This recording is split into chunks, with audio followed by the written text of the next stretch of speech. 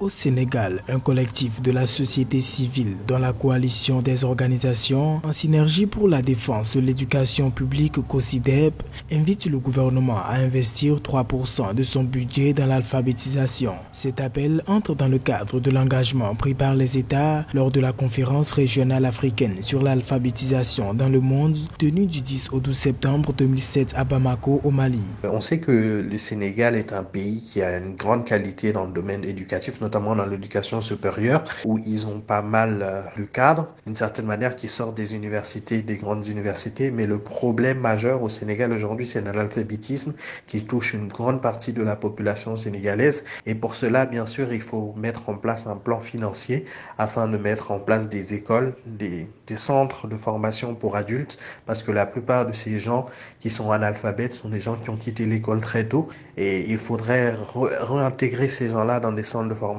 Des données de l'inspection de l'Académie démontrent que des efforts considérables ont été déployés par l'État. Néanmoins, le taux d'analphabétisme reste élevé à 54,6% en 2019. La plupart des gens qui sont analphabètes sont des gens qui sont adultes, qui ont quitté l'école très tôt. Ils sont déjà dans des activités et donc il faudrait pour ma part mettre en place en tout cas des structures pour les accueillir et aussi un plan de communication afin de cibler ces gens et de les réintégrer dans un système de formation de courte durée. Mise en place de systèmes d'apprentissage mieux adaptés et inclusifs, promotion des langues nationales et financement du plan d'accélération de l'alphabétisation au Sénégal, autant de perspectives énoncées par les autorités en charge du secteur pour le développement d'initiatives intersectorielles visant à alphabétiser chaque année plus de 500 000 citoyens.